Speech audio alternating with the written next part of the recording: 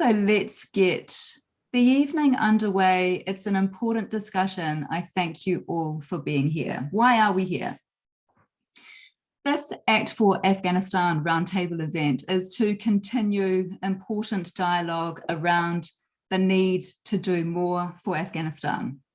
More does need to be done for Afghanistan and for Afghans. It is my pleasure to be your chair this evening to facilitate this discussion. Ko Paula Penfold tōku ingoa. I'm a journalist in the investigative team at Stuff Circuit. And I'm here because I have an ongoing interest in Afghanistan, having reported from there in 2017 and 2019. They were very heavy assignments. But they left me with a very deep affection for Afghanistan. As you will know, it's a very complex, it is a very stunningly beautiful country. It is an extraordinary country, but it is facing dire challenges. This is how the UN puts those challenges. Millions of people in Afghanistan have been deeply affected by decades of conflict and displacement, chronic poverty, the COVID-19 pandemic, a severe drought, a failing health system, and an economy on the brink of collapse. Antonio Guterres says, if we do not act to help Afghans weather the storm and do it soon, not only they, but all the world will pay a heavy price. Most of you will know that Afghans are already paying a heavy price. So what should we do here in Aotearoa? What is our responsibility? Are we fulfilling our responsibilities? And can we do more? Tonight's roundtable, I'm really honoured to be a part of it because I feel that this is so important. I mean, I'm a journalist, but I acknowledge that this issue falls in and out of the news cycle, and I wish it didn't fall out of the news cycle as much as it does. And so I'm very grateful for your presence here this evening. Tonight's roundtable will include speakers from the humanitarian and the aid sector, and members of the Afghan community. There will be representatives from the 60+ charities, civil society groups and community leaders who signed an open letter calling on the New Zealand government to do more for Afghanistan. That letter asked for increased provision of aid, pathways for resettlement to New Zealand, consultation with New Zealand's Afghan community, and for New Zealand to be a leader in international human rights efforts. We have 4 speakers who will talk to these asks. Then we will have a discussion with a wider panel to answer your questions. And please put your questions forward again for them to do that, and keep an eye on that chat because again, I remind you panelists, you're welcome to answer those questions at any time. After that, we will hear from members of Parliament, followed by a final opportunity for questions and answers with all of tonight's speakers, including those MPs. I would like to acknowledge and welcome those members of Parliament. They're all members of the Foreign Affairs and Trade Select Committee. They are interested and involved and active in this issue. The Honourable Gerry Brownlee, Ingrid Leary, who has to leave early for a prior commitment, so she will pass over to Louisa later in the evening. And Golriz Ghahraman. Thank you all very, very much for giving your time this evening. I know that everybody will be really keen to hear what you have to say. All eyes are on our politicians at this time. I am very interested to hear what you have to say. A very sincere thank you before we begin to our other speakers and panelists. It is an incredible list of really interesting people with lived experience and valuable perspectives, and they are sharing their knowledge with you. And finally, a very special, very heartfelt welcome to members of Aotearoa's Afghan community who are joining us tonight. Salam alaikum to each and every one of you and your families. Let's get this roundtable underway. Our first speaker tonight is Grant Bayldon. Grant is the Director of World Vision New Zealand, and he will share a message from World Vision Afghanistan's Director, Assuntha Charles, direct from Afghanistan. World Vision has had a presence on the ground in Afghanistan for 20 years, including work to support education programs for children, to promote community health, and to promote the rights and protections of women and children. Tēnā koe, Grant Bayldon.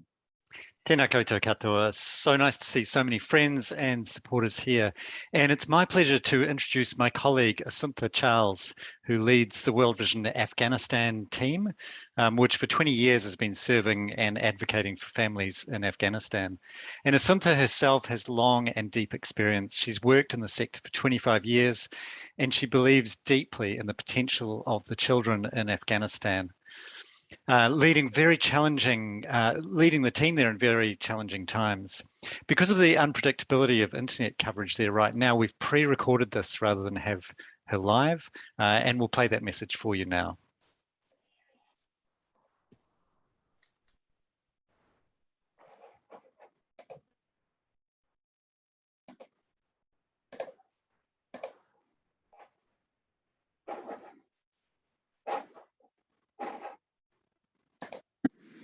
Dear friends, greetings to you from Afghanistan. I'm Assuntha Charles, the National Director for World Vision Afghanistan. I want to start by thanking you for your kindness. I know that many of you who are present here have reached out to the New Zealand government and asked them to increase support for the people of Afghanistan. Thank you for showing up to this conversation and the way you have and will continue to show up for the people of Afghanistan. It's a great encouragement to me. You have asked your government to urgently increase humanitarian aid and development support. In Herat, our staff have been seeing that twice as many as people are coming to our mobile health and nutrition clinics as before. Almost half of the children attended are malnourished. The drivers are not new. Years of conflict, COVID-19, climate change, drought, mass displacement, all to blame. Those drivers worsen daily and families are facing devastating circumstances as they do. There is simply no time to lose. World Vision and other organizations like us on the ground need additional funding to roll out life-saving operations and address those drivers. We need to give food, water, and critical health support beyond what we are resourced to give now. If we don't, we will see a rapid increase of people losing their lives to preventable causes. Winter is coming, and with it, a whole level of new vulnerabilities for millions of people who now find themselves hungry and without homes. I would like to add the voice of World Vision Afghanistan to those of the signatories of the open letter and those who have written to their MPs in support of this. I'm asking the leaders of the New Zealand to do more for Afghanistan by increasing humanitarian aid and development support. The girls and boys of Afghanistan have incredible potential. They are courageous and they have power to create change in their communities and in this country. They deserve to grow up and into that potential. They do not deserve to lose it because they did not have enough to eat or because they did not have access to medical care. For those children and families, I call on the New Zealand government to increase humanitarian aid and development support as a matter of urgency. Yesterday, when I was moving from my team house to the office, I saw a small boy picking up a piece of bread from a gutter, wiping it off with his shirt and eating it. This is the situation of many children in Afghanistan. So it's the right time to reach out and save the lives of these vulnerable children. Please act for Afghanistan now. Thank you so much.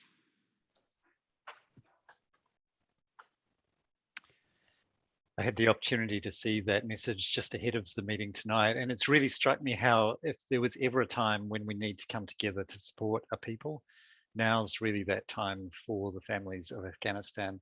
Right now, we've got around half of all children in Afghanistan under 5 facing acute malnutrition and the prospect of starvation.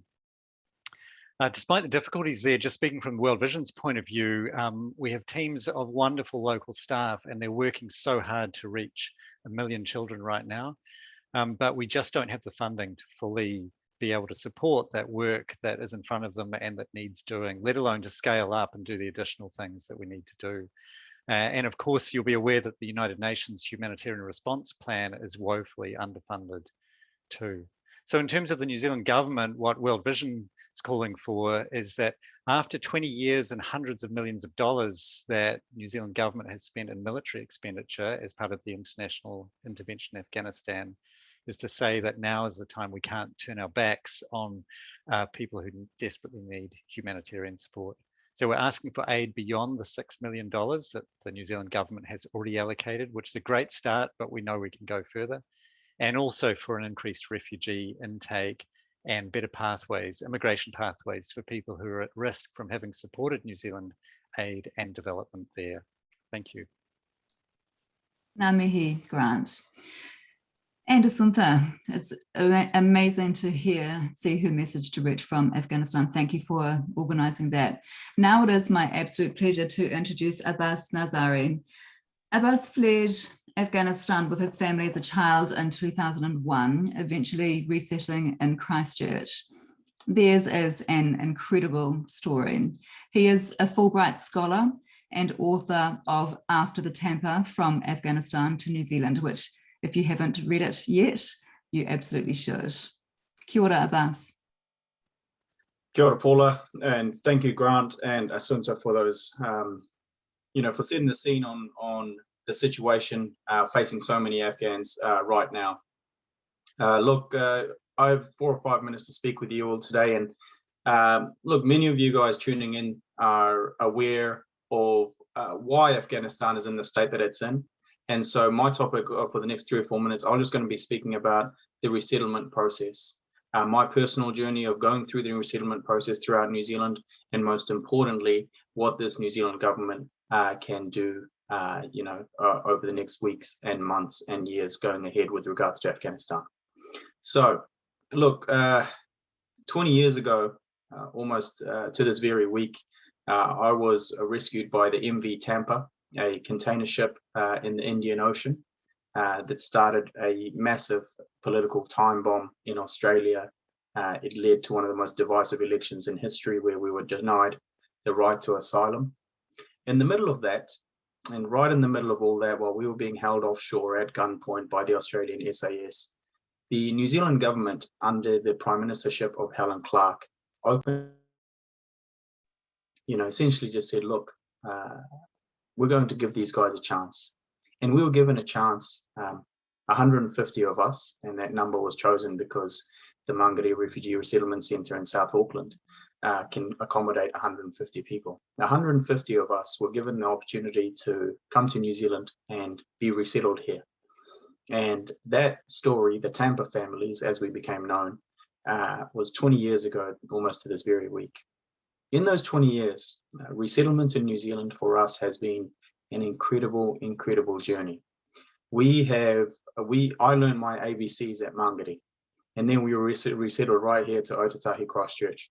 And life for us has been an incredible journey of ups and downs, highlights and lowlights. And, even in hindsight, I wouldn't change it for anything else. Those initial years were hard, you know, learning the language, getting accustomed to the culture and the language and the making friends and communities and networks, building a financial base, learning to stand on your own feet. All of those journeys, all of those things we went through. And, you know, I'm proud to say I'm incredibly humbled to say, you know, I'm a proud Kiwi and call Aotearoa New Zealand home. That's my personal resettlement journey. With regards to what's happening in Afghanistan right now, one of the questions and one of the comments I always get is, you know, Abbas, my heart aches for those people, but we can't just pick up, you know, people from all the war zones of the world and bring them to all the good places in the world. And that's so very true. And that's not what's being asked right now. It's not what we are asking the New Zealand government to do, to just send planes over there and pick up any person who's in need. Look, what's being asked is something very, very specific. And it is this, that right now, there are some people who are trapped in Afghanistan who are facing imminent danger. These are folks who, many of you, you know, tuning in tonight, these are folks who are, who helped with the New Zealand war effort. These are folks who might have been female judges or members of my, you know, ethnic minority, the Hazaras. These folks need help. They deserve some recognition.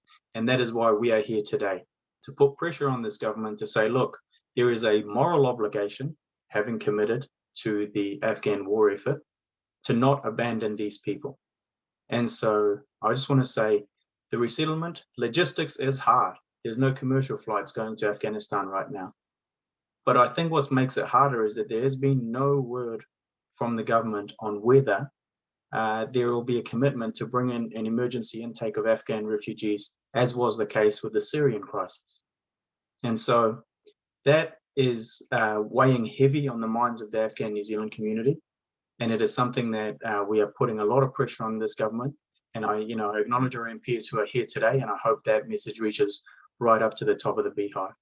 So I look forward to some of the questions and answers later in this evening's discussion. Thank you.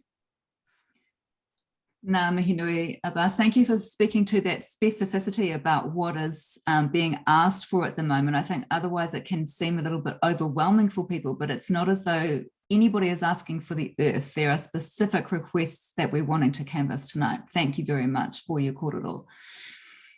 I now welcome Shakerah Zakeri. Shakira was born in Afghanistan and came to New Zealand in 2004. She recently graduated with a Bachelor of Law and Business and is waiting to be admitted to the High Court as a barrister and solicitor. Salam alaikum, Shakira. Salam alaikum and kia ora koutou, everyone. Look, it's a really humbling experience to be here tonight, and I just also want to thank every single individual who has continued to advocate, support and show so much love, not only for Afghanistan, but also the Afghan people. So one of the specific asks that was included in the letter was for the New Zealand government to establish formal mechanisms to liaise and consult meaningfully with the Afghan community here in New Zealand. And that ask was included in the letter for a very specific reason. So currently there are around 6,000 Afghans currently living in New Zealand, majority of those having, some sort of affiliation or connection back to Afghanistan, but also a lot of loved ones left behind back in Afghanistan. And I know that during the fall of Kabul and the evacuation phase, Immigration New Zealand and the emergency consular line were really overwhelmed with phone calls. And in some ways, while they may have struggled to really keep up with it, it really shows the desperation of the Afghan community here in New Zealand. And when I say that, I speak from personal experience. During these really difficult times, on top of what is happening in New Zealand with the COVID outbreak, Afghans are dealing with a lot of uncertainty, fear, and anxiety of their homeland and also their loved ones.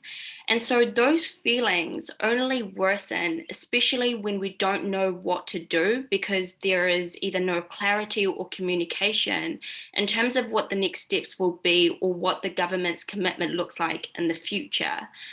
I know that the New Zealand government have announced their second phase of getting people out from neighbouring countries, and I really do want to thank them for the efforts.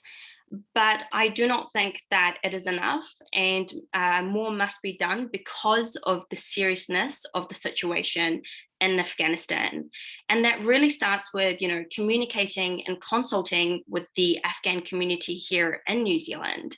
The Afghan community at the moment are feeling really helpless and overwhelmed, but at the same time, we are there to provide any sort of support or assistance that the government needs regarding the current circumstances in Afghanistan.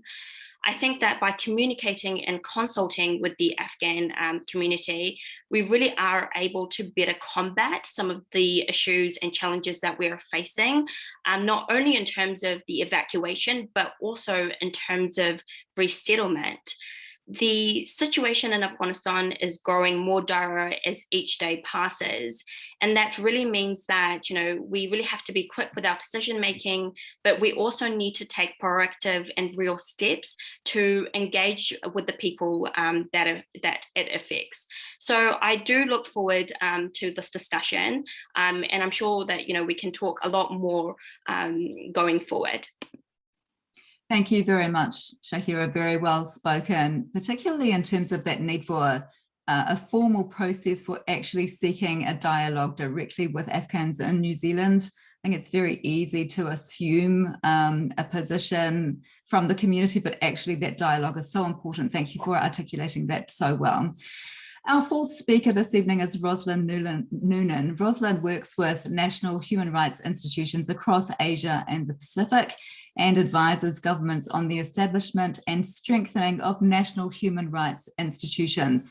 She has spent time in Afghanistan undertaking a strategic plan review for the Afghanistan Independent Human Rights Commission. She was, of course, New Zealand's Chief Human Rights Commissioner from 2001 to 2011. Tēnā koe, Roslyn. Kia ora koutou, ngā mihi nui kia koutou, tēnā koutou, tēnā koutou, tēnā koutou katoa, salam alaikum. I want to acknowledge everyone who's spoken so far and to strongly endorse the 4 asks that were in the open letter from the organisations represented. And what I just want to say very briefly is that each of those asks has at its foundation human rights. And if we lose sight of the human rights and treat them all as siloed elements, we will actually not succeed. And I wanted to quote from a dear friend and an extraordinary Afghan woman leader, Dr. Sima Samar, who was the founder of the Afghanistan Independent Human Rights Commission. And she wrote a really compelling article in the recent issue of Ms. Magazine, in which she said, women's rights are not just Western values. And she warned against learning the wrong lessons from Afghanistan. And she said, and I'm quoting directly from her, the lesson we need to take from what has happened in Afghanistan is that peace and security are not possible without respect for women's rights and human rights generally.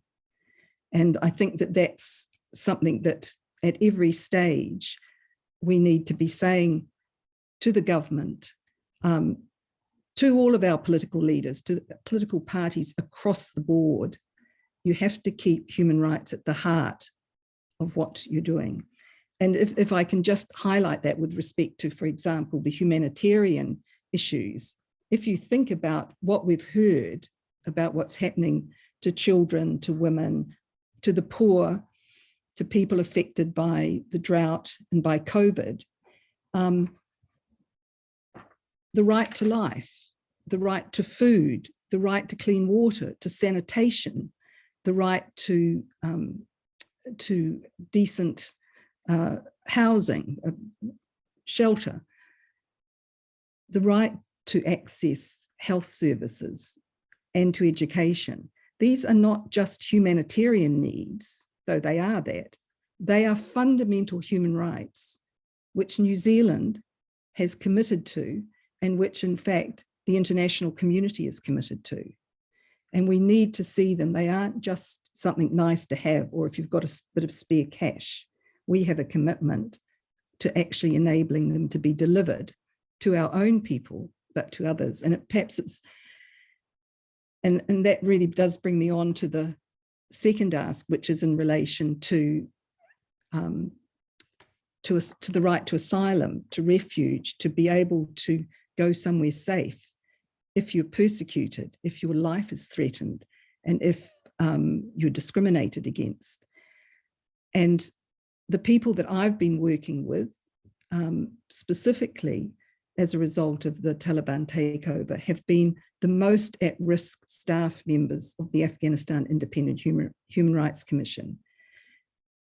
It was a really hard thing for the Commission leadership to do, to identify 90 of their 400 staff who needed to get out because their lives are threatened. And these are people who have worked to really build the best for the people of Afghanistan in so many ways. And I'm pleased to say that New Zealand has agreed to take 3 or 4 of them, along with some others, but that's a very, very tiny number. But at the same time, I also want to say that it's not just a government responsibility, because actually what our governments do in a democracy is what they think people will allow, their people, their voters, their constituents will allow them to do. And so that's why the open letter was so important. That's why the letters to your MPs that are critical, because we know that New Zealand, we're facing our own issues, nothing on the scale of Afghanistan. But if we want to show generosity of spirit, we need to really tell our government that that's representing us, that's what we want. And engaging with the Afghan community here, again, another fundamental human rights principle, that you involve the people who are most directly affected. And the Afghan community here are directly affected every day at the moment by what's happening in Afghanistan. But equally importantly, they have knowledge, expertise, and on-the-ground intelligence, which we need to draw on. And I think my own experience has been that sadly our officials, really good though they are in many respects, often don't recognise the knowledge they don't have, the experience they don't have, the connections they don't have, and we don't make the most of those. And we need, our Afghan community should be at the heart of the decisions about what happens next. And finally, our role in the international community. And I wanted to emphasize that, again, you know, we can't over exaggerate what New Zealand can do, but we do have some moral suasion. We, you know, people think we're better actually than we are, to be honest, internationally. And we need to actually live up to our principles. And one of the things, and this is just probably, in some ways it's a small thing, but one of the things that the Afghan women, Seema, the present chairperson of the Afghan Independent Human Rights Commission, Shahzad Akbar, have asked is that we actually send women leaders on delegations. Because do you know what? The United Nations Women, UN Women, has just appointed a man to the senior position in Afghanistan. I mean, you know, anyway, to wind up, you know, because there's so much more, obviously, this is very once over lightly, but I wanted to quote from Rada Akbar, who's an an artist, an extraordinary artist, photographer, Afghan woman. And she actually established a museum in Afghanistan to show the heritage and history of Afghan women. And that was in 2017-18. But she said, during this crisis, we are not the product of the Americans. Many women throughout history have contributed to our culture. I'm not the product of post-2001 politics, but the heir to millennia of powerful women, of queens, poets, warriors, and liberators. And I just thought I want to end on that note, to remember actually Afghan people, Afghan women, they're face a dark time at the moment, but they have created and contributed much. They're not just victims, they are extraordinary. Kia ora koutou. Aku mihi, Rosslyn, thank you very, very much for your korero. Thank you to all of our panelists. That was hugely insightful and valuable. I love what you said, that we need to live up to our principles. That's the point of this discussion tonight, I think, that we need to find a way forward for living up to those principles. Thank you for saying that. We want to widen our discussion out now and invite your questions. They are flooding in, which is fantastic. Thank you. And they're great questions too. Thank you very much for the consideration that you've put into them. We will widen now to our panel, to some more incredible people who are very generously giving us their time tonight. Could we please welcome Freyja Stocker of the Asylum Support Seekers Trust, Archbishop Philip Richardson, Andy Robinson from Tearfund, and Assadullah Nazari from the Hazara Afghan Association. Welcome to you all. Now, for people on Zoom, you can use the Q&A function at the bottom of your screen to add and upvote your questions. As I said, there are plenty there already. And if you're joining us on Facebook, you can put your questions into the chat, and if you've seen somebody else's question that you like, emoji react to it, love it, whatever, smile at it. And that will get a reaction from us, and it will be drawn to my attention so that I can put it to the panel for their considered opinion on what you would like an answer to. I'd like to start with, I kind of want to get this out of the way actually, because this is the question that is always asked, and it's at the same time kind of irritating as well as being important. And I think somebody's generously asked it because it's so fundamental that let's just say it and get it out of the way. And the question goes like this. Where is it exactly, this one? I often hear, this is from David, kia ora. I often hear New Zealand is a small country and that we have enough problems of our own, which we do. Let's be frank. But how do we respond to that? Do we have a responsibility to Afghanistan? Why? And what is it? Grant Bayldon, can I please start with your answer to that question? Kia ora. Yes, great question. And so many ways to answer it. I guess taking a big step back, homelessness is homelessness no matter where it happens in the world when we're looking at people displaced. I guess what we are asking for is the same things that we would hope for ourselves if we were ever in this situation. And for New Zealand to be doing its part as a part of the global community. So no one's saying New Zealand can solve all of these problems, but we do see other countries like Canada, like the UK, doing far more. So it's really important that New Zealand does its part too, that it consults with the Afghan community here, that it speaks out for justice in Afghanistan, but not only that, but that it provides practical support too. Thank you, Grant. Abbas Nazari. Thanks, Paula, and appreciate you taking that question head on, because it's something I receive all the time.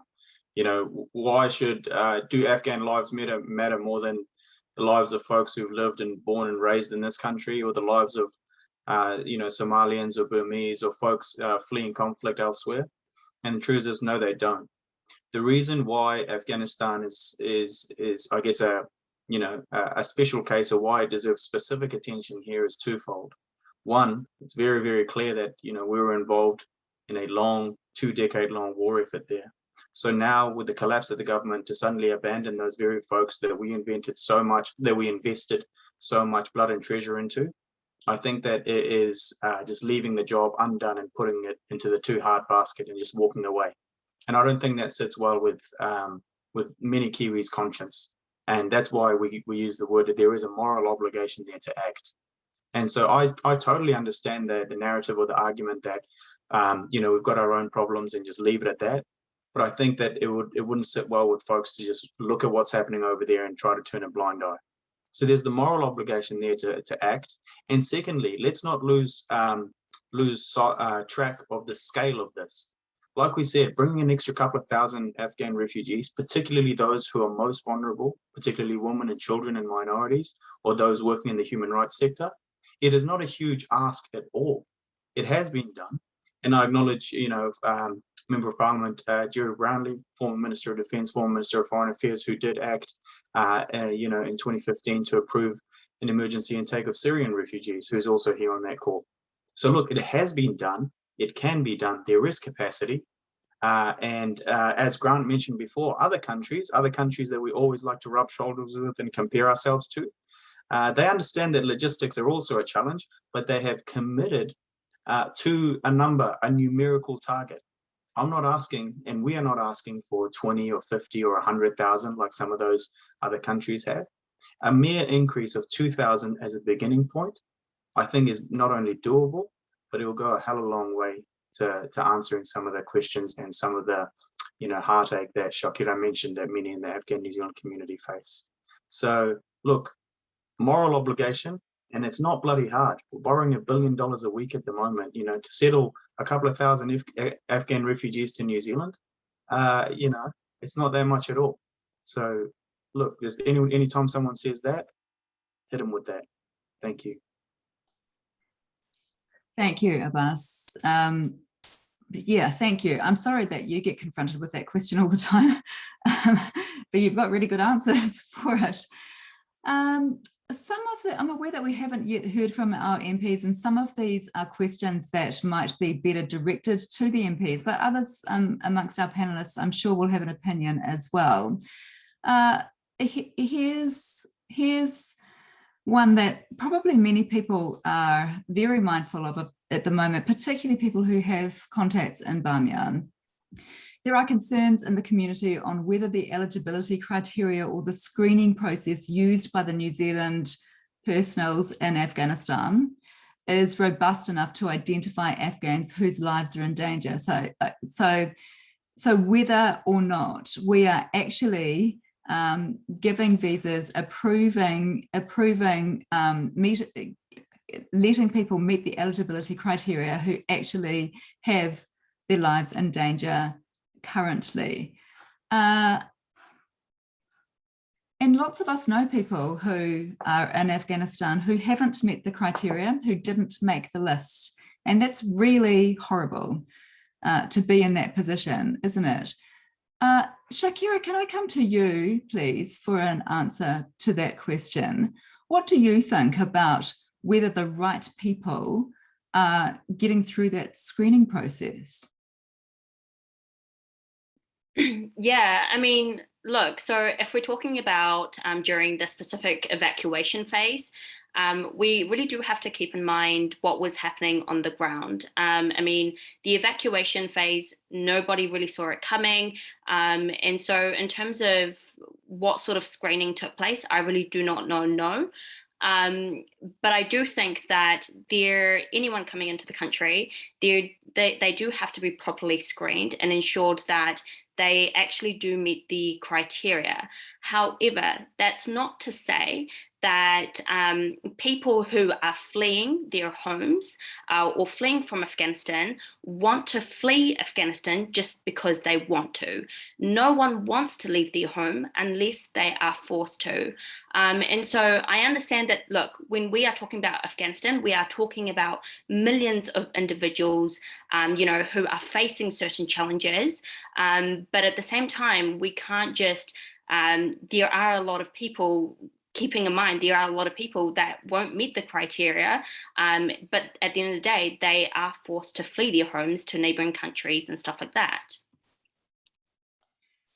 Thank you, Shakira. The questions are flooding in, and I apologise in advance that we probably won't get through them all, but we will give it our best endeavour. Freyja Zakeri from the Asylum Support Seekers Trust, can I please put this one to you? Nick says, housing for all refugees is a crisis. Of the 11 families of Afghan evacuees who are coming to Aotearoa, half have a place to go. There is no social housing. So organisations like the CRRRC are lobbying the private rental market with little success to fill the gap, but more effort needs to be made by the government to house people. We need solutions, says Nick. Freyja, what do you say to that? Yeah, I would absolutely agree with that. Housing is a difficult issue for many, not just refugees. I guess, the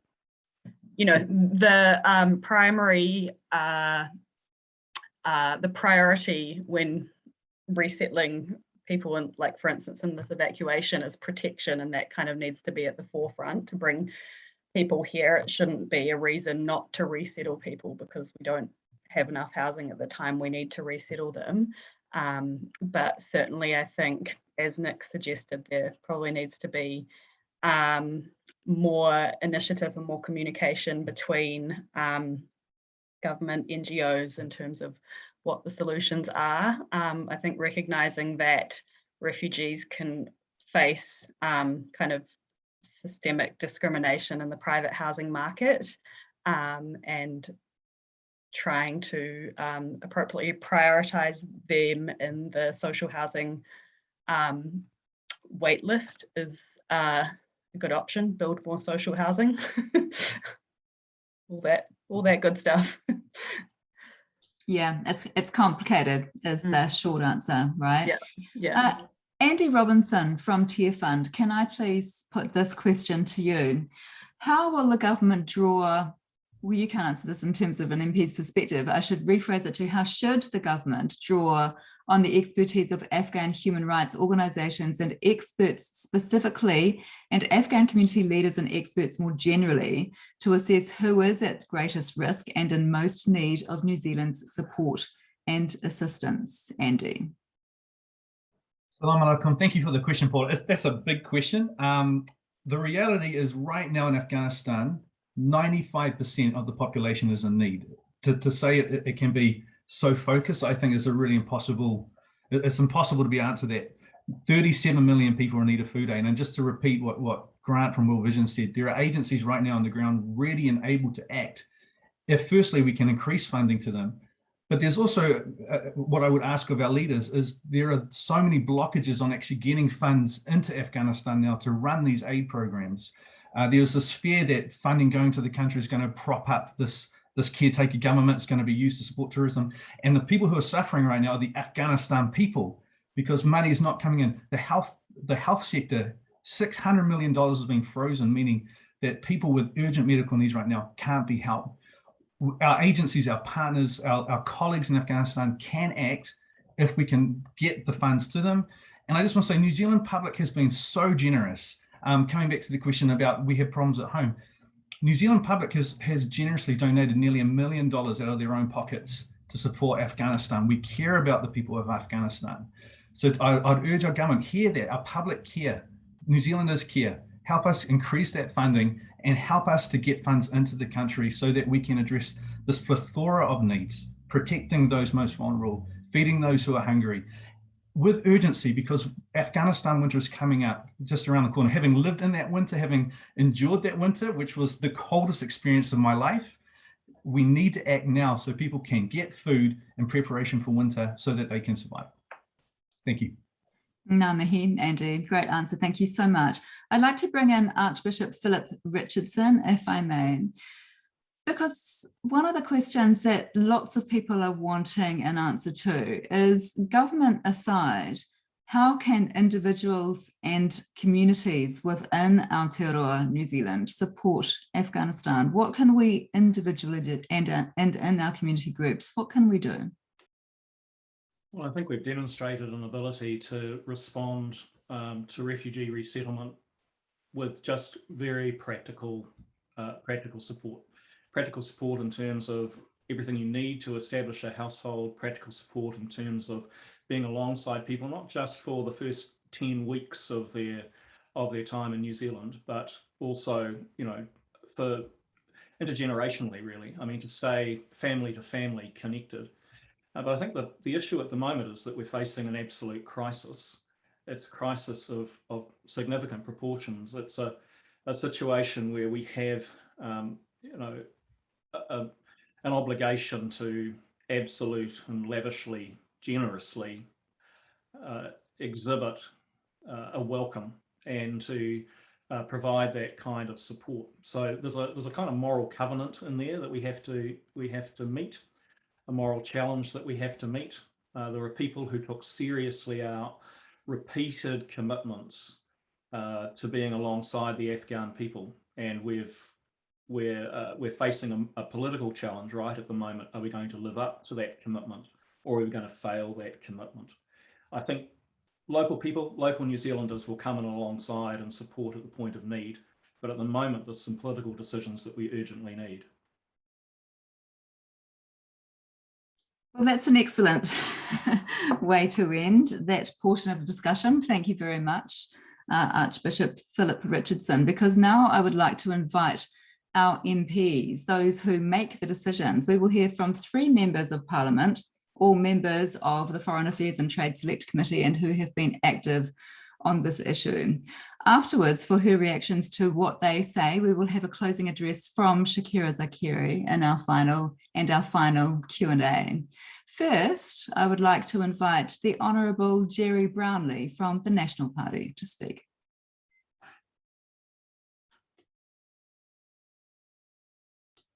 Gerry, we need you to unmute yourself.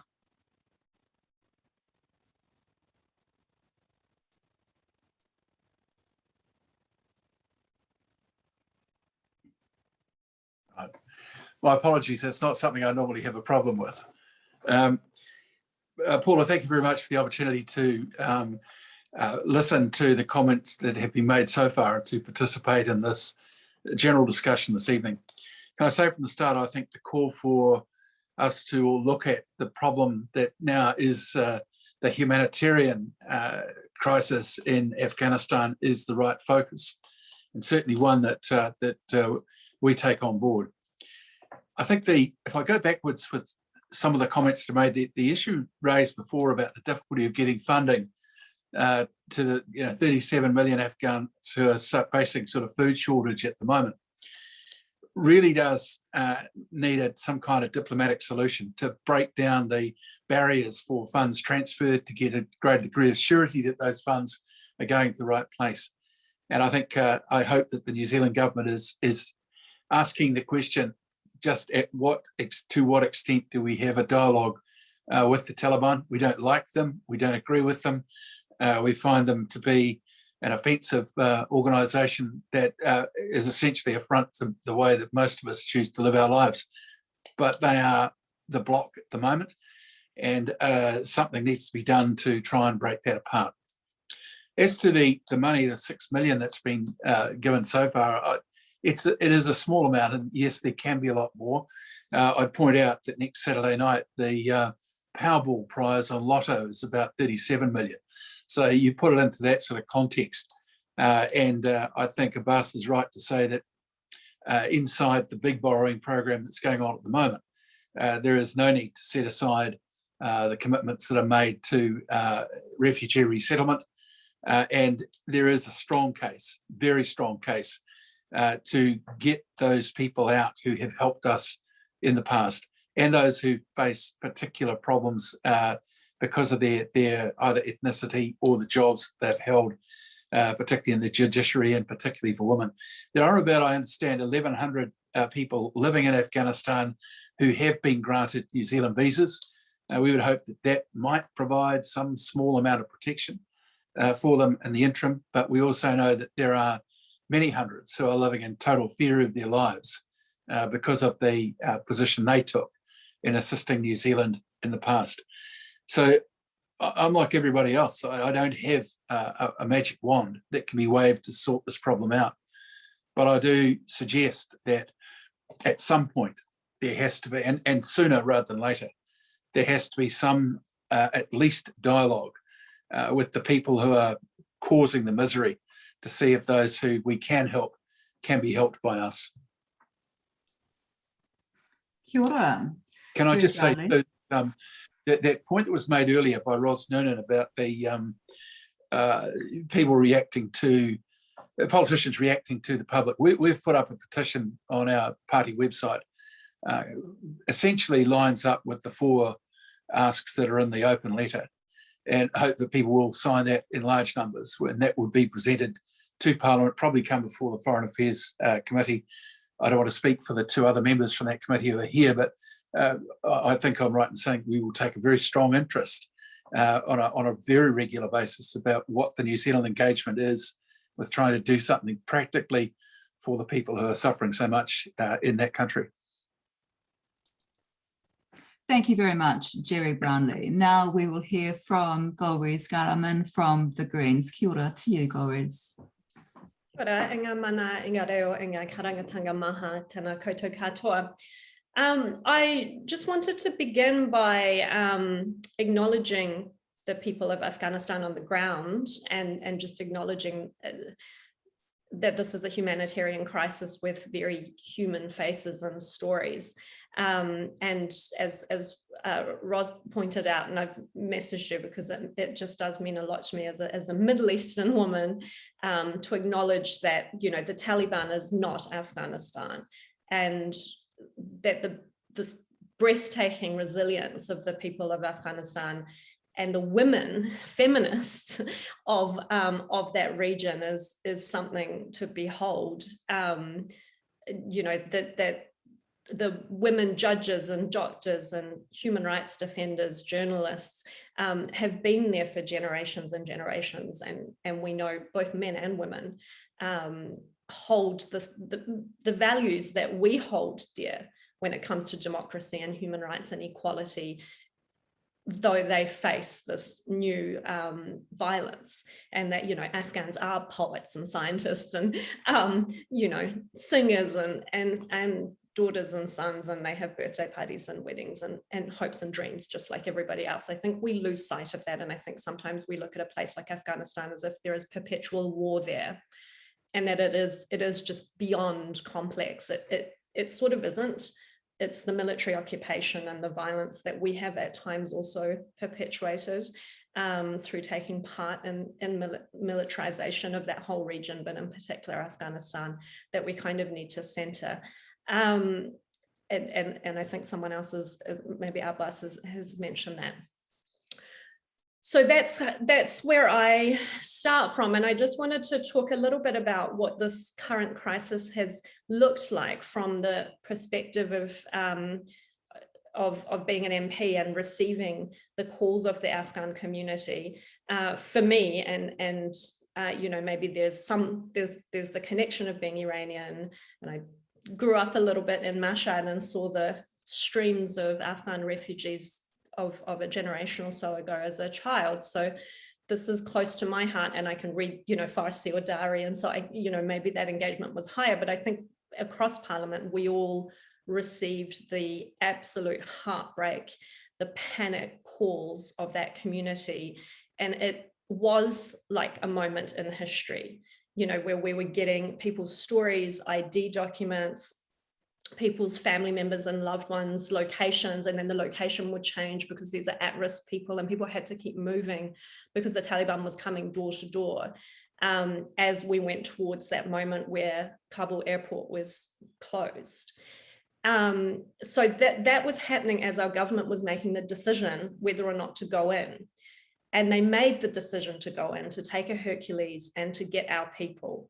But the decision, and I think it's really important to know what that was, it was only to get Afghan New Zealanders, basically, or New Zealanders on the ground in Afghanistan with their immediate families, or close family members, as the cabinet decision says, or those who worked directly for our deployments there. It's probably the most limited rescue mission of anyone who went in there.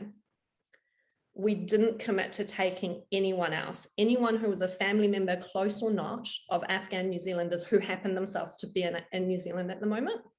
Those were the panicked calls that we were getting. And we didn't commit to taking any other at-risk groups. As has been mentioned, Australia, the UK, Canada have committed to taking thousands.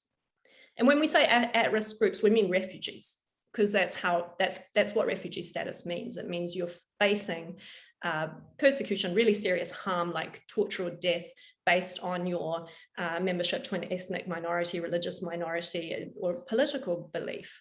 And that will mean women judges, it will mean human rights defenders, it will mean the Hazara people. So we're talking about refugees, and we didn't commit to that. So the airport closed, and we still, in the second tranche of our government's decision in terms of what to do with Afghanistan, have not committed to taking anyone else other than our own people and those who work directly for us, who should have already been evacuated a year ago. So that was the heartbreaking thing. That has come as a result of failing to consult and to talk to the Afghan community here. And it has come, I think, as a result of the belief, in part at least, that New Zealanders are not going to stand for more refugee resettlement at a time when there's a housing crisis or whatever else. And I don't think that's true. And I think the answer to that question always is that we can't pitch marginalized, vulnerable people against each other. We can't pitch Māori homeless communities in New Zealand against refugees who are suffering under the same system. We know that the resources there, we know that decisions by successive governments have meant that we haven't allocated resource to helping marginalized groups, whether they're here or not. That's what we need to push for. That is, I think, what New Zealand's values look like. Ngā mihi nui, Golriz, thank you very much for your kororo. And finally, I would like to pass to Louisa Wall from Labour. Inga mana, inga reo, ra rangatira mā, tēnā koutou, tēnā tātou katoa, assalamu alaikum, and my profound greetings to the Afghan community and those who are on this call. What's happening in your country is absolutely devastating, not only for you, but humankind. And it is an absolute humanitarian crisis, and we must do everything we can to play our part as a good global citizen. And I'd really like to start there. We know that 1,250 visas have been issued, and of those, about 435 visa holders, citizens, residents made it to New Zealand. Obviously, we have an obligation to ensure that the 825 odd others through the special representative to Afghanistan that has yet to be announced, but obviously will be on the ground in Afghanistan to facilitate that process is incredibly important. I'd like to highlight the community law process that's underway. I think that judicial review will be incredibly interesting. Because from my perspective, we have an absolute obligation to anybody who has assisted us for 20 years in Afghanistan to be able to come to New Zealand. So that's a principle, right? In terms of refugees, as we've seen, we've taken 4 judges, and there are others, I'm not sure who else has made it here, but there were 40 others who seem to have made it here, not by government means. And so there are and is an ability, I think, for NGOs to assist with the safe passage. That seems to be the biggest dilemma within Afghanistan. How can we provide safe passage out of Afghanistan and into neighbouring countries. I also would like to acknowledge my colleagues, and particularly Gerry and Golriz, who have been champions in this space. But as members of the Foreign Affairs, Defence and Trade Committee, we've had two briefings by initially Minister Mahuta and Minister Henare. That was on the 31st of August. And then we were also joined on the 9th of September by Minister Farfoy. We've reported back to the House. And in fact, our next update is due on the 18th of October. So Gerry, just picking up on what you've said, I think that the Select Committee does have a role and can help ensure the Afghan community voice is present during this discussion and until, quite frankly, everybody that we have an obligation to return to New Zealand is returned. And so as a member of that committee, obviously in the government, our pledge is to work constructively and collaboratively across the Parliament to facilitate that end. And I guess in terms of the other question you posed, Gerry, about some diplomatic solution, this all happened because of a peace agreement that was negotiated by Donald Trump. There does need to be another peace agreement facilitated, whether that's by the US or the G20. But in terms of aid into the communities in Afghanistan, everybody's been really clear that it has to be delivered by international aid agencies and by the UN. It can't be given resources to the Taliban who have assumed governance there. And to be honest, we need dialogue with them, but who does that, I guess, is a question. New Zealand hasn't entered into discussions with the Taliban that we've been told, but I think in the interests of trying as best we can as a global community to assist the people in Afghanistan, we need to find that diplomatic pathway forward based on another peace accord.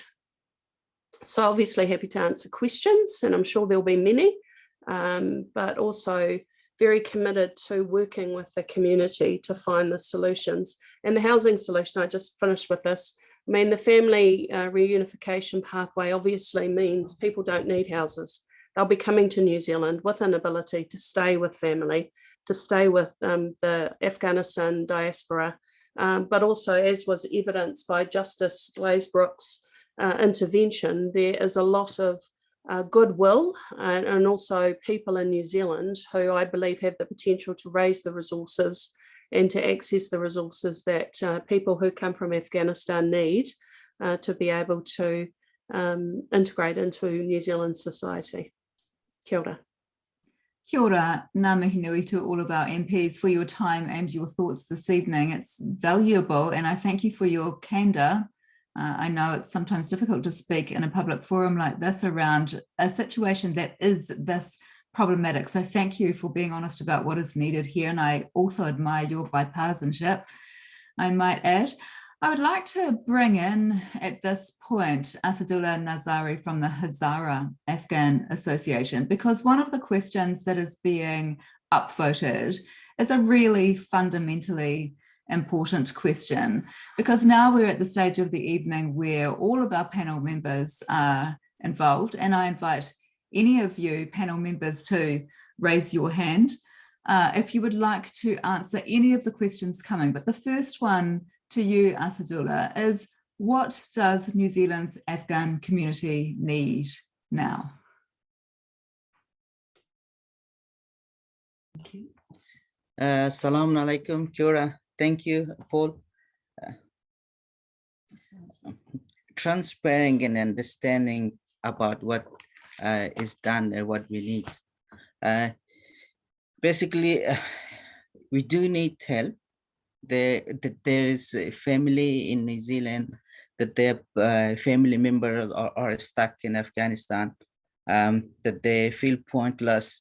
They go back 20 years ago when the beginning of the Taliban that they start, it started back same thing. So we basically need the New Zealand government to be transparent.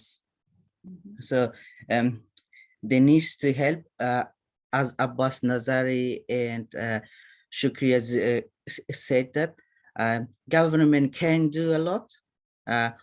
All that they need to stand up and do it, and we all standing behind that. As a organization, we did put our hands up. We did send an email to New Zealand government, and we did ask them include us, what you need us from us to help. So we've been upfront, and we trying to help each other. Thank you. Thank you very much, Assadullah. There are so many questions coming in, and they're very considered and thoughtful and necessary questions. Thank you very much for those.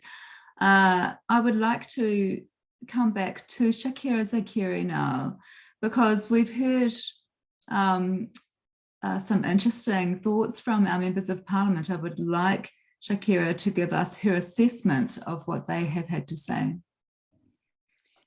Yeah, so look, I know the circumstances in Afghanistan is not easy, and I accept that what is happening really is unprecedented in some ways.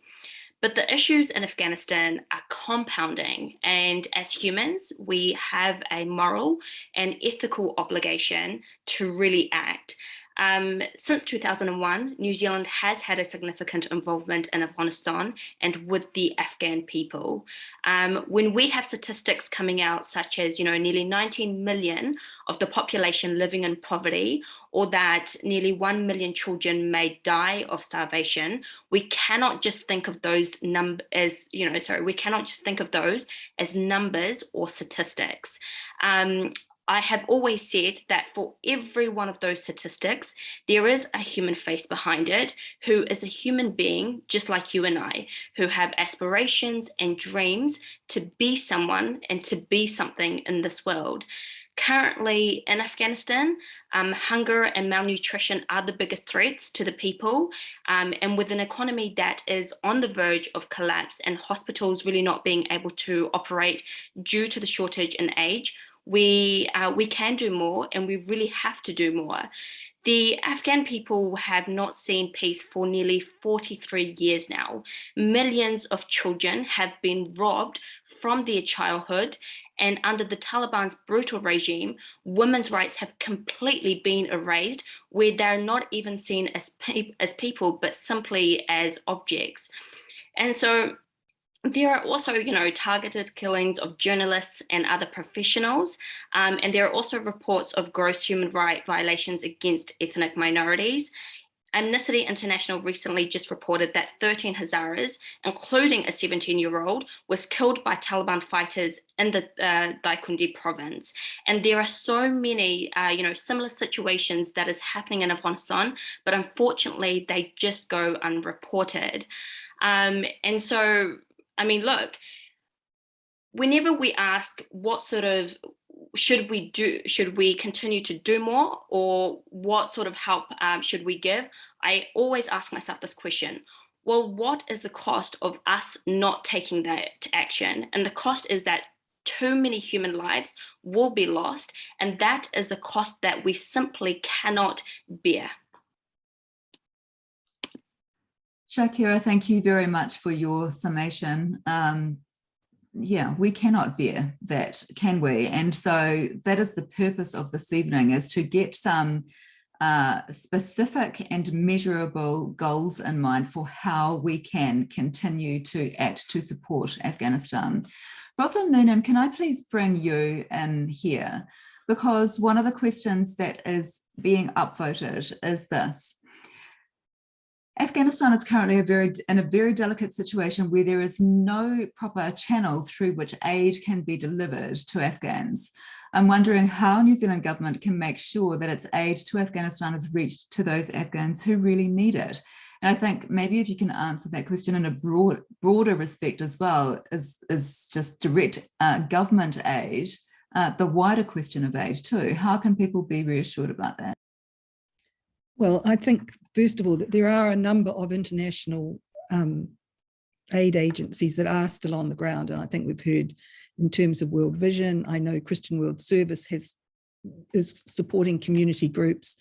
And I've certainly heard a plea from Afghans who are still there, that Afghan NGOs that are still working on the ground, those that have been focused on development and so on, as opposed to more overtly political, that they should be supported. And there are, there is information around that people have that can be made available about some of those institutions. And I think those, and again, I have to say that the Afghan community in New Zealand will know of who's doing what and how support can be given. Because one of the things that I've been really concerned about is for many people who did have jobs, and this includes women who've been sent home, they haven't got a salary, their bank accounts have been frozen.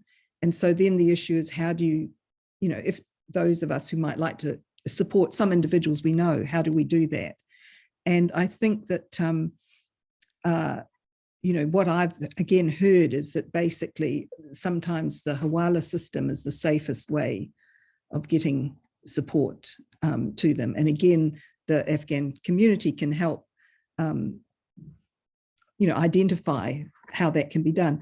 But I just wanted to add a couple of other points, basically that we have this immediate terrible crisis, and there has to be a focus on that. There's no question about that. But actually, at the same time, it's not enough to just respond in a crisis way. We have to be thinking of where to from here. And I think, Gerry said, the Taliban are in control. One of the things that I hear back from, Afghans is the international community needs to be speaking with one voice. And they need to be working together and coordinating it to the extent possible. I also hear really strongly that there's been this whole decades, as Shakira said, basically of impunity. And there needs to be strong, it won't produce immediate results, but there needs to be a strong mechanism at the United Nations for monitoring what's going on and recording it so there can be justice, at least, further down the track. And at the moment, actually, what's being proposed is pretty weak. So again, New Zealand's got a role to play in pushing for, a strong international monitoring mechanism, while acknowledging, of course, and I think Shakira said that and others have said it, that actually our actions and those of the other international forces, there are also things that we need to face up to, that they need to face up to and acknowledge, instead of coming away now and looking like, well, we never did anything wrong, but look, it's a mess. There's, drone killings, all sort, one of the things that the Afghan Commission used to do was monitor civilian killings by whomsoever. And, we need to be honest about that. So I think that we really do need to think, as well as responding immediately, both to the humanitarian crisis and to bringing people that we can who are at risk and family members into New Zealand. We need to be thinking, what is the strategy longer term? And one of the, we have good connections across Asia Pacific, as Gerry knows, as a country. And one of the things that I heard today, or maybe yesterday, that I thought was fantastic, is that the foreign minister of Turkey and the foreign minister of Indonesia, who is a woman, they are going to go as from two big Muslim countries to meet with the Taliban to advocate for women and for women's particularly secondary and university education. And again, I think we should be working with our friends across Asia, majority of whom are Muslim nations, because, to support them to take a leadership role. Roslyn Noonan, thank you very much. Golriz Ghahraman has raised her hand. I didn't know if you'd see it. I just huge tautoko for the long-term solution. And I think we just need to, when we talk about our role in Afghanistan, that did include potential war crimes, and it did include things that we can solidly recognize as not good. But just the fact that we joined a coalition whose aim was to continue what we've always done in the Middle East, which is just to have a military presence. We were part of the problem, and people were constantly kind of surprised over the past couple of months that the Afghan people weren't asking for another big military intervention to sort of defeat the Taliban, because it hasn't worked. So we do need to put forward together with our international partners, who shouldn't be limited to our so-called traditional friends and allies. I mean, we do have an Asia Pacific neighborhood that we're part of, and we have allies here as well, and we need to look to everyone to build those coalitions. But we need to look to a new way of doing things, and that's contributing to pathways to peace for the Middle East, and in particular for Afghanistan. We didn't do civilian peace building. You know, we didn't build roads and hospitals and schools and contribute to humanizing the Afghan people and giving them that future. We just went in with the same sort of military security mindedness of that, you know, war on terror coalition. That and you know, the best thing we can do for refugees is actively to divest from these war industries that contribute to our displacement. So we haven't ever really done that in Afghanistan, and that's right, we do need to look at it with fresh eyes and kind of look long term, and that means divesting from that militaristic approach. I think New Zealand can have a really important role. I think we can finally be seen as an independent, principled voice on that world stage, and we could be peace mediators, but first we have to actually contribute to kind of building it. Abbas Nazari, you have something you'd like to say? Yeah, thanks, Paula. And just look, in 60 seconds, just circling back to your question before about what is it that the Afghan New Zealand community actually wants. Going back to, you know, specifics, it's very measurable, it's very doable, and it is this. Look,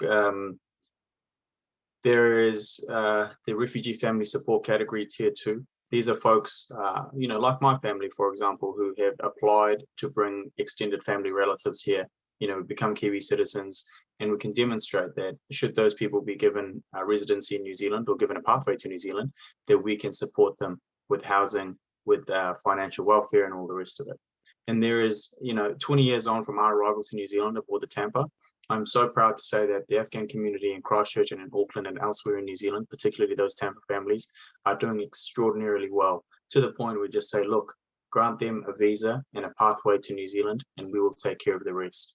And so it would be very easy for INZ, Immigration New Zealand, to look through the RFSC, find and we've provided a list, by the way, of those applications that we've made and said, look, these are our people. Can you please give them a visa? And when they arrive to New Zealand, we can give them housing, we can give them all the rest. So that's very measurable and it's very doable. Number 2 is that emergency intake of Afghan refugees. Look, we're going to have battles over how many and who gets to win that lottery. Look, as long as there is a commitment by this government to say, look, we will bring in 500, 1,000, 1,500, whatever the number is, I think they'll go a long way to those very, very lucky few who get resettled to New Zealand. And finally, I think ongoing support, mentioning the Asia Pacific, look, I think it's very doable for this government to put a bit of pressure on Australia to do a bit more. I mean, they've accepted, I think, about 3,000 refugees, and there's calls for 20,000 from that. So I think just, you know, if Minister Mahuta or, you know, could just put a little word in there to Scott Morrison and others to say, look, can you do a bit more? We'll help you whenever we need it. I think that there'll be a huge multiplier effect as well. So family support category, please give those guys a residency to visa, continued support for Afghanistan, and finally work with Australia in increasing those numbers. That's it. Kia ora, Abbas. Thank you very much.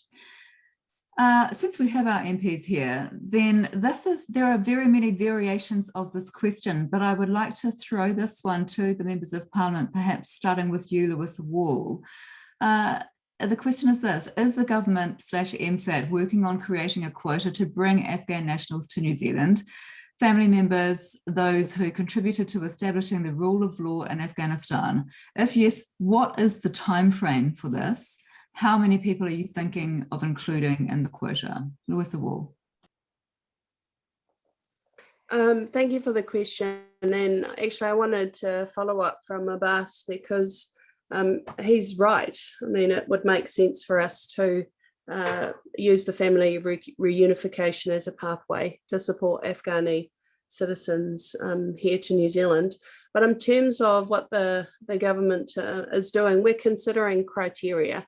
And I do want to, I guess, mihi to Minister Mahuta and the work that she's been doing.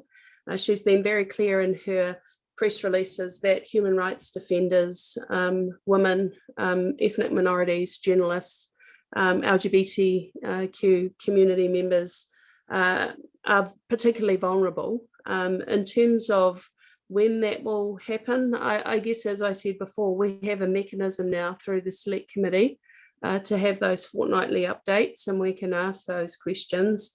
And just to your point, Rosslyn, I did want to highlight that New Zealand did co-sponsor at the 48th session of the UNHCR a resolution on the establishment of a special rapporteur on Afghanistan, because you're absolutely right, we have to monitor what's happening in Afghanistan.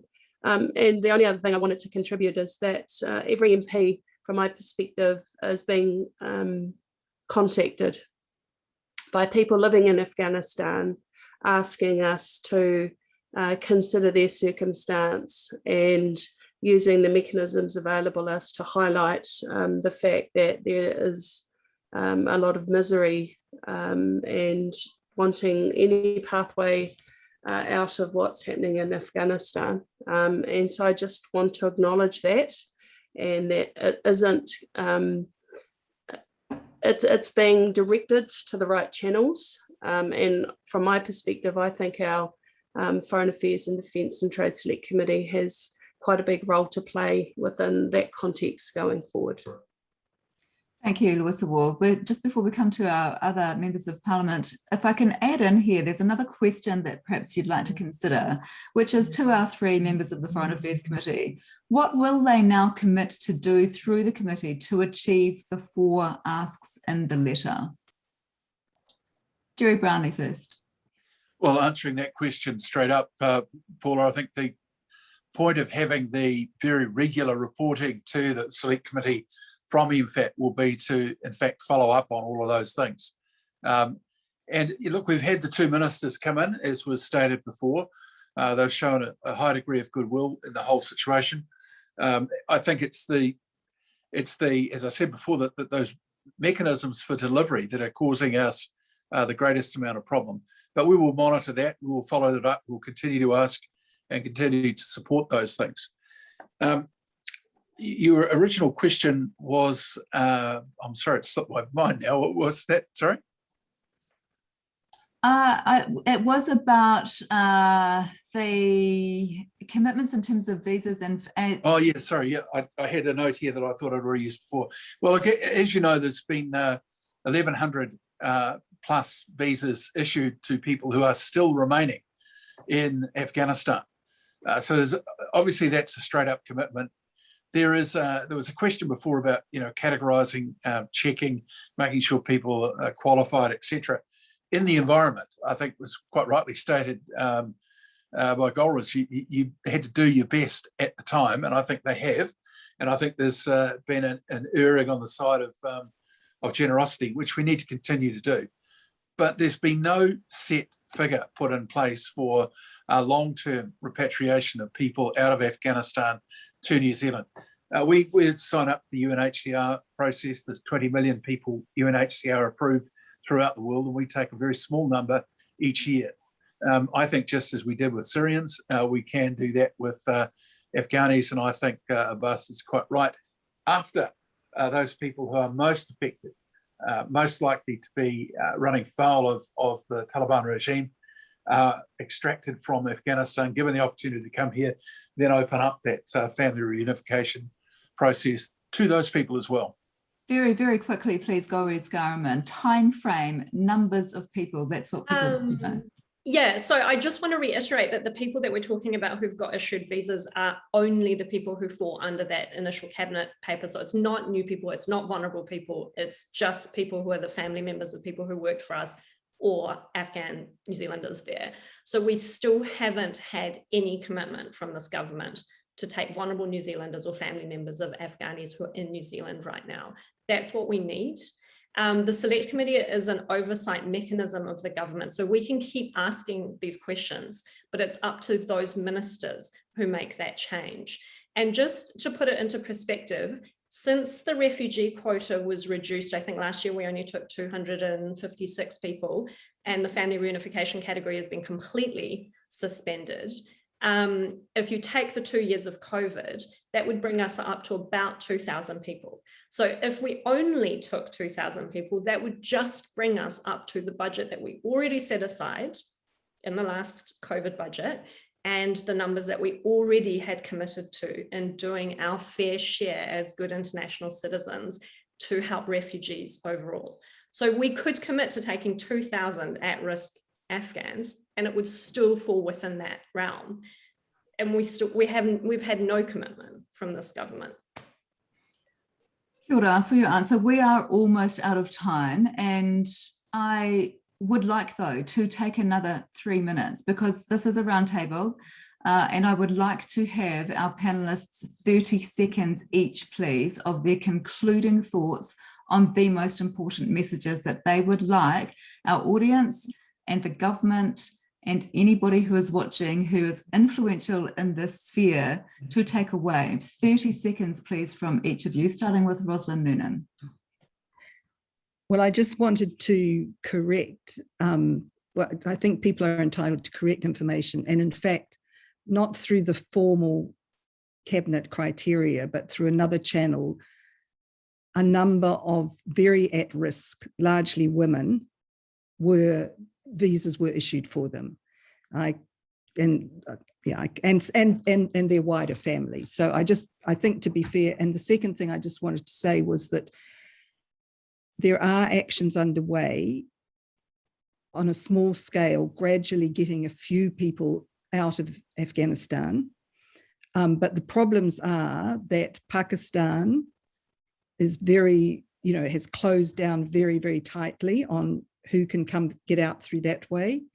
Iran requires people to have passports, and not everybody has a passport. That's a difficulty. Qatar isn't taking anybody at the moment. So I'm aware of actions that are underway, and the UAE is the one place which is currently taking people with onward visas but without passports, at least people with New Zealand visas. So I do think it's not entirely unreasonable for officials to say that they're trying to grapple with a particularly difficult situation. But my urge would be that we continue to show our active commitment to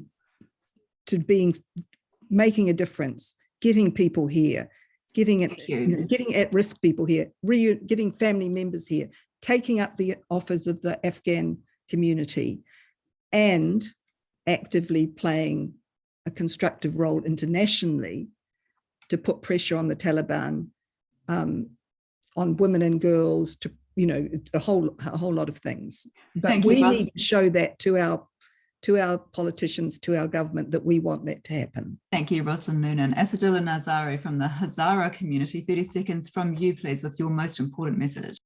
Thank you very much. Some key points that our organization is facing at the moment, that the lack of commitment from our government that put our members at risk. There are our members that wanted to go back to Afghanistan to help their family, as some of them already has been contacted with the parliamentary that they're sitting here. The other option, as Abbas mentioned about Tier 2, since 2011, since 2017, that was open and the application has been launched. And as Abbas mentioned, that we have sent list back in May. It was the situation. We have told the government it will be changed ridiculously fast than ever that they think. Because we was in Afghanistan, we was know how they work and what they do. So the family are here at risk, and all the Hazara and Shia are at risk. You can see on the media the past few days in Herat, they bomb the masjid. They went to Daikundi. They give the people a limited time that they need to leave the place. Even in Kabul, the Hazara people, the Shia people life are in danger. That's what each minute of the government taking time to make the decision, the people losing their life. The 2 members of the family are here. They lost their father last week. That's because the government cannot make the decision and putting things on hold, and the citizen are losing their parents, their brother or siblings. That's our message. Please, we know that you guys can do. Don't leave tomorrow's work for tomorrow, do it today. Thank you very much. Thank you, Assadullah. Andy Robinson from Tearfund. Thank you, Paula. Just coming back to aid, and appreciate that it is difficult for international community to want to send funding to support the people of Afghanistan with the Taliban in power. But that is the reality. That is the government in place right now. And we can't victimize the people in Afghanistan who need help immediately by waiting on the Taliban to totally play ball. There are ways that we can fund good humanitarian action that serves the most vulnerable people without propping up this Taliban government. There are grassroots agencies able to act now if we provide the funding. Please consider increasing the funding because we can put it to best use. Thank you very much. Thank you. Freyja Stocker from the Asylum Support Seekers Trust. Cool, thank you. Yeah, I just want to reiterate the call to restart the refugee family support category, finalising visas in that category. One visa was finalised last year, 2021 financial year.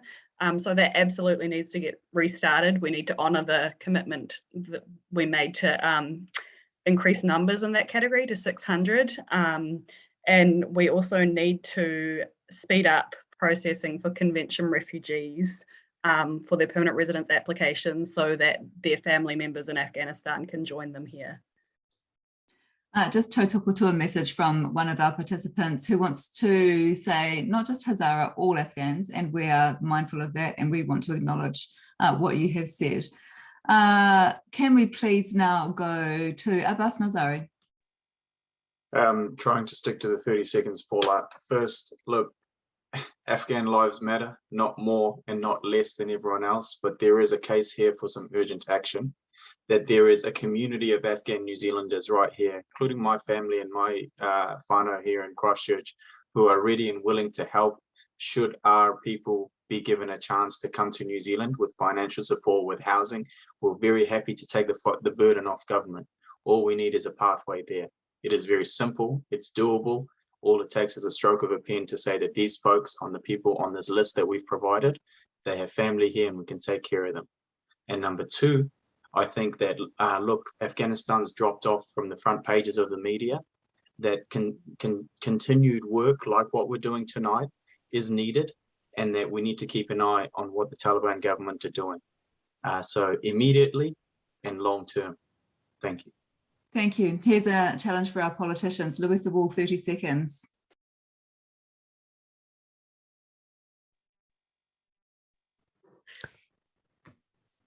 Sorry, mine's really simple. I just want to acknowledge everybody and say kia kaha, keep doing the amazing work you're doing, and we will do as much as we can, well, I pledge to, through the parliamentary process to support all of you. Kia ora. Kia ora. Gerry Brownlee, 30 seconds, please. Well, a lot of very good messages tonight, a lot of similarity in thought. And like Louisa, I also will be doing everything I can to keep this top of mind inside MFAT and in front of the New Zealand government as well.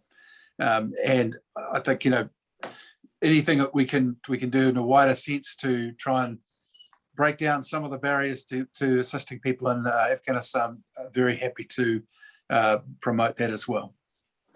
Kia ora, Gerry. Golriz, Ghahraman, your 30 seconds, please.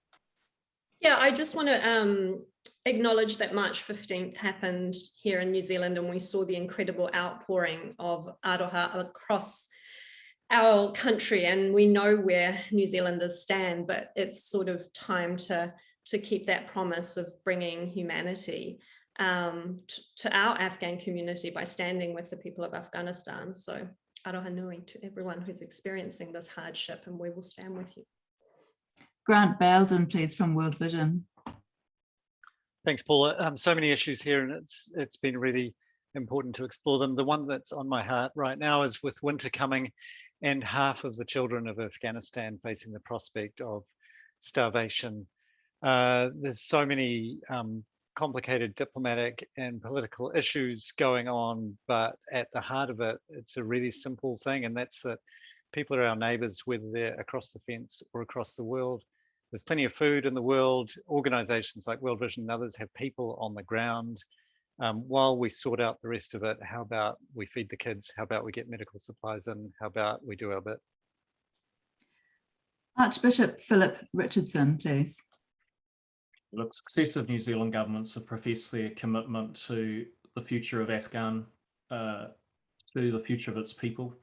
Now's not the time to back away. Now's the time to redouble our efforts. We've heard practical offers of support from the Afghan community in Aotearoa, New Zealand, and from New Zealanders generally. The government needs to get alongside this. And for your concluding thoughts, please, Shakira Zakiri. Look, I hope that the Afghan lives, and we're not just so dehumanized to the point that we're constantly begging for countries to save our lives, okay? And I mean, in terms of what actions, the actions that were stated in the letter, there was 4 of them, whether it comes from aid, resettlement, to, consulting the Afghan community, and also call for international human rights. All 4 are equally important, and they all really need to be taken into consideration by the New Zealand government when they are choosing to make the decisions in terms of acting for Afghanistan. Kia ora and ngā mihi nui to all of our panellists and our participants this evening. We are bringing the event to a close. We've done relatively well at only 10 minutes over to get through all of what we did. If you would like to do more for Afghanistan and you haven't already written to your MP via the ActionStation website, the link will be posted in the chat. And there are many humanitarian organisations working to support Afghanistan. So giving to these organisations is also a way of showing your support. A very, very big and heartfelt thank you to all of you, our panellists, for taking your time to give us your thoughts and knowledge and expertise and very considered opinions on the way forward.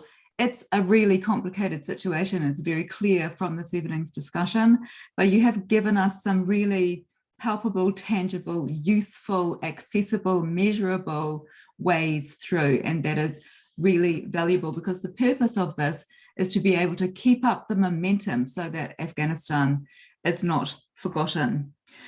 To all of our participants who have tuned in tonight from all over the country, thank you. Thank you for caring. Thank you for your interest. Your interest matters and it really helps. I appreciate the opportunity to have been your chairperson for this evening's discussion. I have learnt a lot. I feel very sad about what I'm seeing in Afghanistan. It gets under your skin, that country. The people are wonderful. And I hope to visit again one day. So let's do what we can. Afghanistan needs our help. Afghans need our help. The hashtag is Act for Afghanistan. Thank you for being here. Ngā mihi nui ki a koe. Pō marie. Thanks, Paula. Thank you.